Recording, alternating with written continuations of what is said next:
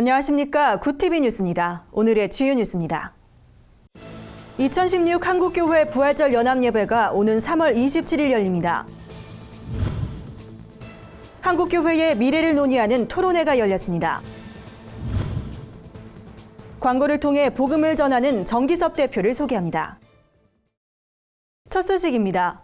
2016 한국교회 부활절 연합예배가 오는 3월 27일 60여 개 교단 연합으로 드려집니다. 부활절 준비회 측은 한기총을 비롯한 연합단체들도 이번 부활절 연합예배에 참여할 것으로 보인다고 밝혔습니다. 부활절 연합예배 준비위원회는 대표대회장으로 기독교 대한감리회 전용재 감독회장을 선임했습니다. 또 기아성, 예장합동, 예장통합 등 8개 교단의 총회장들을 실행위원으로 정했습니다. 준비위는 예배 장소와 설교자는 현재 총회장들이 논의하고 있다며 추운 날씨 등을 고려해 장소는 서울 소재 실내체육관으로 찾고 있다고 전했습니다. 준비위는 특히 예배 설교자는 한국교회를 대표할 만한 분으로 선정할 계획이라며 지난 10년간의 자료를 토대로 교단별 안배를 중요하게 생각할 것이라고 덧붙였습니다. 전용재 대표대회장은 한국교회의 결집된 모습으로 국민에게 새 힘을 불어넣을 수 있는 연합예배를 만들 것이라며 이후 여하를 막론하고 한국교회가 하나 되는 일에 힘쓰겠다고 말했습니다.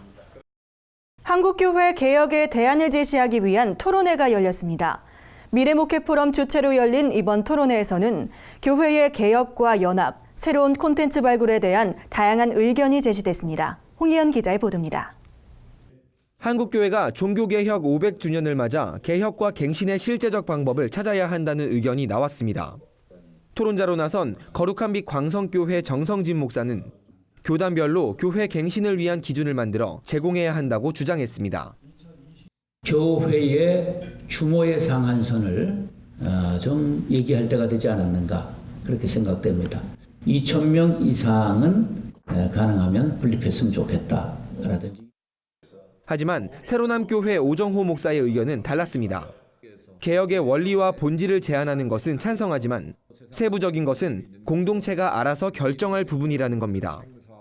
이 자유대한민국에서 사례는 그 공동체에서 결정할 것이고 교회 규모도 사람이 인위적으로 하는 게 아닙니다. 초대교회 3,000명, 5,000명이 돌아왔다고 해서 몇 명으로 제한했습니까?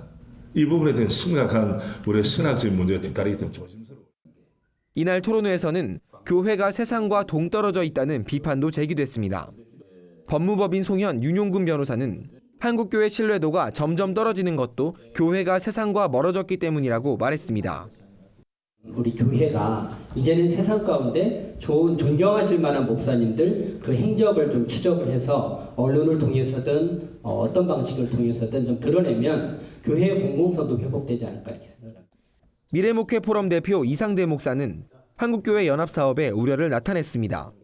이 목사는 연합기관별로 종교개혁 행사를 진행한다면 그 의미가 퇴색된다며 주요 연합기관이 함께 기념행사를 열어주기 바란다는 뜻을 전했습니다.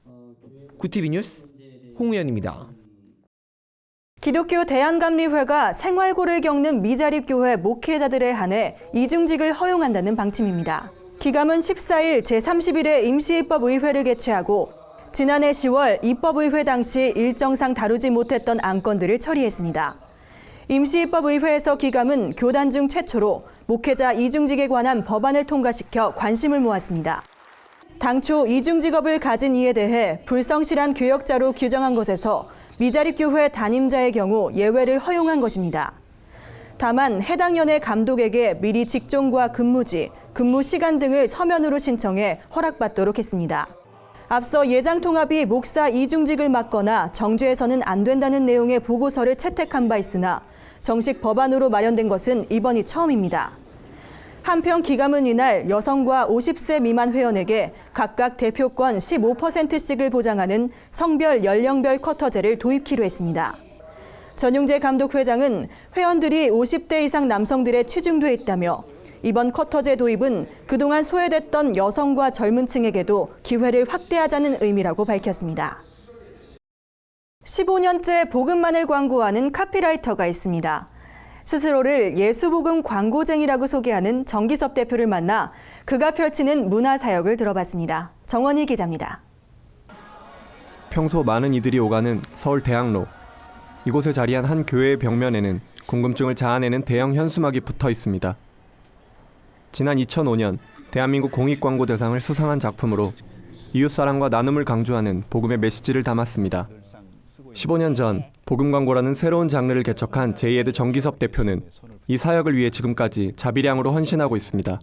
전국의 교회들을 보면 없는 곳이 없잖아요. 그래서 그 교회 벽면을, 외벽면을 이용해서 이 복음 광고로 만든 이 컨텐츠를 활용해가지고 세상을 향해서 예수를 광고하는 그런 일을 하고 있습니다.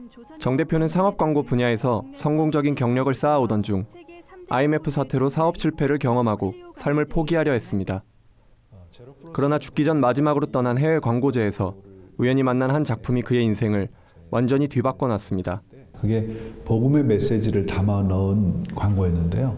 그 광고를 통해서 제가 하나님을 인격적으로 만나게 됐고 저에게 사명을 주셔서 그 사명을 감당하기 위해서 제가 살아 돌아왔죠. 그날 이후 정 대표는 자신이 가진 재능을 사용해 복음을 전하기로 결단했습니다. 광고라는 강력한 시각 언어로 삶의 근본적인 질문을 던짐으로써 일반인들의 마음을 움직여 예수님을 만나게 하자는 비전을 품은 것입니다. 믿지 않는 분들에게 진리의 복음을 이 광고라고 하는 이 툴 안에 크리에이티브하게 전한다면 또 그분들이 하나님 만나는 접촉점이 될 것이다. 일반 기업들도 사활을 걸고 광고를 만드는데 기독 광고인으로서 복음의 메시지를 광고로 전하는 것은 당연한 사명이라고 말하는 정기섭 대표. 자신이 하나님을 만난 것처럼 지금 이 순간 어느 누군가가 광고를 통해 복음을 접하길 그는 오늘도 소망하고 있습니다. 굿TV 뉴스 정원입니다. 한국기독교출판협회가 주최하는 제32회 한국기독교 출판 문화상 시상식이 개최됐습니다. 한국기독교출판협회는 해마다 어린이, 신앙 일반 등 5개 분야의 국내외 도서들을 심사해 우수 양서들을 펴낸 출판사들을 시상해왔습니다. 올해는 회원사가 출품한 193종의 도서 가운데 총 29종이 선정됐습니다. 14일 열린 시상식에서는 홍성사 답 없는 너에게, 두란노 2단, 쿰란 출판사 원문 번역 성경 등이 최우수상으로 뽑혔습니다. 심사위원장 유관지 목사는 촘촘한 기획과 편집의 치밀함을 느꼈다며 알려지지 않았던 신생 출판사들의 활발한 움직임에 기대감을 갖게 됐다고 평가했습니다. 간추린 뉴스입니다. 문화융성위원회와 여의도 순복음교회가 문화가 있는 날 확산을 위한 업무 협약을 체결했습니다. 문화가 있는 날 협약은 종교교회와는 처음 맺는 것입니다. 순복음교회는 매달 마지막 수요일 인근 직장인과 지역민을 위한 공연을 개최하며 문화 나눔을 확대해 나갈 계획입니다.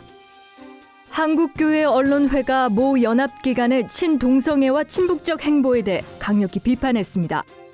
교회 언론회는 동성애자가 치료를 원하면 도움을 줘야겠지만 동성애 지지와 본질을 흐리면 안 된다고 지적했습니다.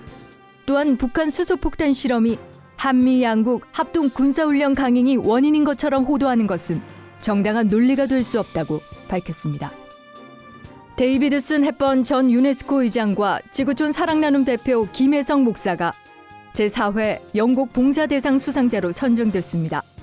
기독 NGO 국제사랑재단은 헵번 전 의장은 난민 등 차별금지 대책 기여에 공로가 크고 김 목사는 빈곤층을 돌본 평화의 목회자라며 선정 이유를 전했습니다. 시상식은 21일 오전 11시 서울 종로구 여전도 회관에서 개최됩니다.